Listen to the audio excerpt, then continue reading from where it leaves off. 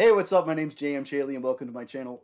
This week I'm gonna do the full reveal on the recently announced Vampires of 1863 novel. This is a novelization of the 25 episode Kindle Vella series that is now being put into novel format. And I know, hey, I just released The Unlife of Lisa Cooper this past October in 2023. And here it is, me talking about this in March of, or maybe it's April, I'm not sure when I'm releasing this, of 2024. What's going on? Well, why are they so close together? Well, the thing of it is in January of 2023, I knew that the Unlife of Lisa Cooper was going to be wrapped up with episode 40. Originally, I had planned on the Unlife of Lisa Cooper to continue and be this ongoing, week after week, no real ending in sight type series. And what I saw among other Kindle Vella authors was that they were doing their Kindle Vella series as seasons. And they'd have a beginning and an end, kind of a season finale, and then they'd launch another season, kind of like television. And I thought that's a pretty good idea. And the other thing I saw them do was start to put their books, their collected episodes, into novels. And I thought that's a very good idea, especially since Kindle Vella is not available overseas and I could reach a larger audience and all this kind of stuff. It just made sense. Plus, I wanted a physical book in my hands, right? So, in January of 2023, I started writing The Vampires of 1863. And I was working on both of these series at the same time, and when March of 2023 ended, I finished up the last episodes of The Unlife of Lisa Cooper, and then the very next week I had enough episodes written where I launched The Vampires of 1863. And I think I launched like 6 episodes at once. I think I had like a kickoff type of a thing. And that took me through, I want to say, August or something like that when I finished. So a few months later, from August to October, I released The Unlife of Lisa Cooper in novel format. And The Vampires of 1863, I needed time to work with my artist and do my last edits and all this kind of stuff and work with all the templates and all the formatting and all this kind of stuff. And now I'm ready to release The Vampires of 1863 in novel format. Just a little bit of background. Now, speaking of my artist, I have secured JK Woodward, the very talented artist JK Woodward, who has done work for IDW Comics, Marvel Comics, and more. He does commissions, he does all sorts of works of art, he has done book covers before, and he works with watercolor on Bristol, which means that every piece of work he creates is museum quality fine art. So I am stoked to have him as my professional artist. I gave the sneak peek last time, and I'm going to put it up here. Actually, well, yeah, take a gander at that, and then I'm going to throw up a couple of works of J.K. Woodward's while I'm going through the plot of The Vampires of 1863.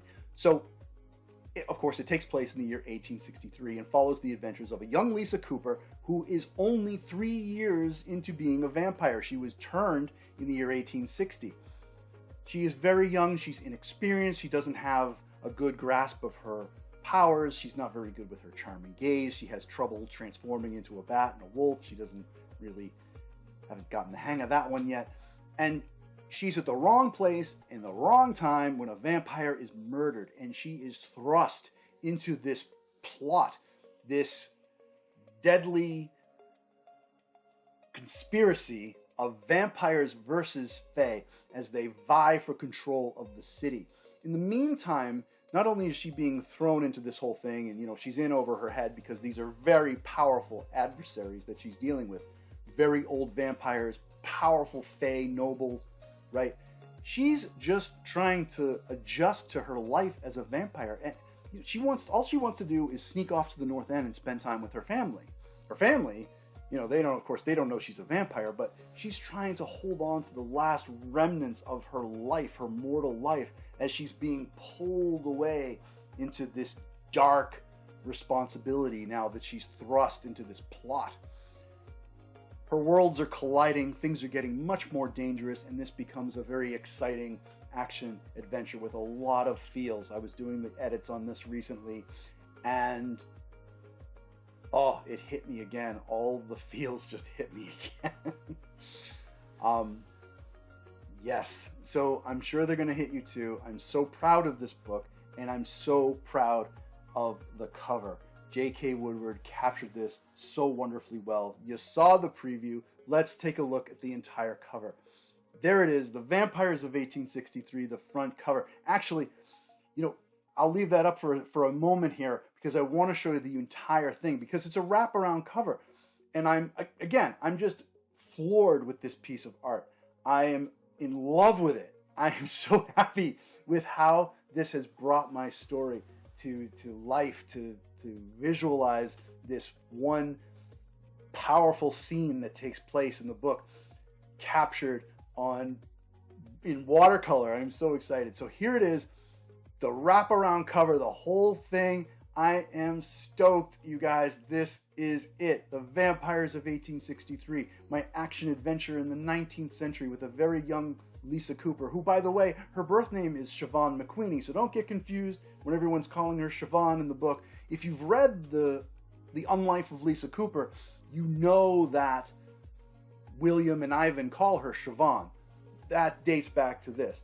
Now, each of these books is standalone, which means you don't need to have read the Unlife of Lisa Cooper to understand what's going on in the Vampires of 1863. But if you read them both, there's definitely callbacks and cross-pollination, and there's references and stuff. The people that give her a hard time in the Unlife of Lisa Cooper, some of them she's meeting for the first time in the Vampires of 1863. So that's kind of fun. There's little Easter eggs and little hidden things there that I think I had a lot of fun with that you might pick up too and be like, I know what that is. So that's always fun as a reader, right? So The Vampires of 1863, it's coming out June 3rd. It's Monday, June 3rd. I'm so excited for this. It's going to be available in hardback, paperback, and ebook, just like The Unlife of Lisa Cooper is. And it's going to be available everywhere books are sold. That means electronically in the ebook format, it's going to be wherever ebooks are sold, wherever hardbacks and paperbacks are sold, everywhere. Wow, what more can I say about this? I'm just so excited for this cover. I'm so excited for this story. It just, so much of my heart went into this. You know, her story is just, it just tugs at my heartstrings. And it's written in a way that is supposed to tug at yours too. So if you love The Unlife of Lisa Cooper, you're gonna love The Vampires of 1863. And hey, even if you haven't read The Unlife of Lisa Cooper yet, pick this up. I guarantee this is going to be an exciting ride. This is 1863. This is the 19th century. Historical urban fantasy, I guess, is what this is. Vampires and excitement and a lot of feels. Worlds colliding, dark plots, dangerous vampire lords, fey nobles. It's got a lot. All right, so that about wraps it up. June 3rd, The Vampires of 1863. Go check it out. I'm so excited. I'm in love with this cover. That about wraps it up. If you like this video, please give it a like. You can follow me on all social media platforms. I'm sure I'm on most of them. Check them out in the description. And as always, please subscribe. I post most Thursdays. I post here and there, but if I'm going to post anytime, it's going to be a Thursday. Thank you so much for watching, and I'll see you next time.